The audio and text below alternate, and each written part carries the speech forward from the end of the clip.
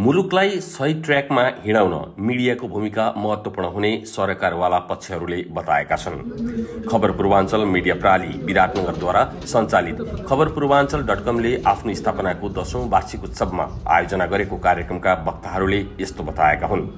कार्यक्रममा बोल्दै प्रमुख अतिथि प्रदेशसभा सदस्य जयप्रकाश चौधरीले समाजका गलत र सही कुरालाई इंगित गरिदिने काम सञ्चार माध्यमहरूले गर्दै आएको बताउनुभयो। उहाँले मिडियाले पक्षधरता नलिई निष्पक्ष रूपमा समाचार सम्प्रेषण गर्नुपर्ने भन्दै समाचारका कारण नै मुलुकमा देखिएका कमी कमजोरीहरूलाई सुधार्दै लैजान सकिने बताउनुभयो।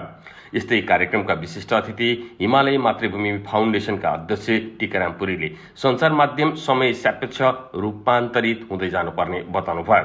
उहाँले पार्टीका नेता कार्यकर्ताको भाषण र आश्वासनलाई भन्दा जनताका चासोको विषयमा कलम चलाउन सुझाव दिनुभयो। नेपालबाट बाहिरिने युवाहरूको संख्या बढ्दै जानुमा यहाँको शिक्षा नराम्रो भएर नभई यहाँको व्यवस्थाका कारण भएको बताउनुभयो। यहाँ विदेशमा जस्तो पढ्दै काम गर्ने व्यवस्था छैन। यहाँ सिपलाई होइन पढाइलाई मात्र प्राथमिकता छ, त्यसलाई सुधार्न आवश्यक छ, पुरीले भन्नुभयो।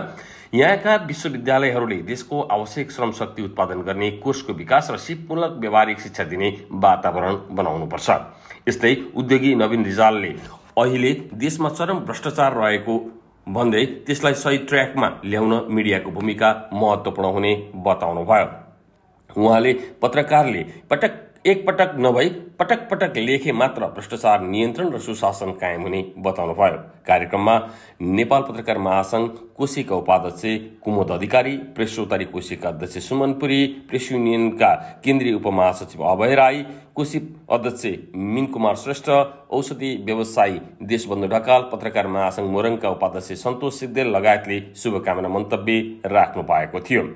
खबर पूर्वाञ्चलका अध्यक्ष पुष्पराज थपलियाको अध्यक्षतामा भएको कार्यक्रममा पत्रकार तेजेन्द्र भण्डारीले स्वागत मन्तव्य राख्नु भएको थियो भने उक्त अनलाइनका सम्पादक डाक्टर डिल्ली पोखरेलले धन्यवाद ज्ञापन गर्नुभयो।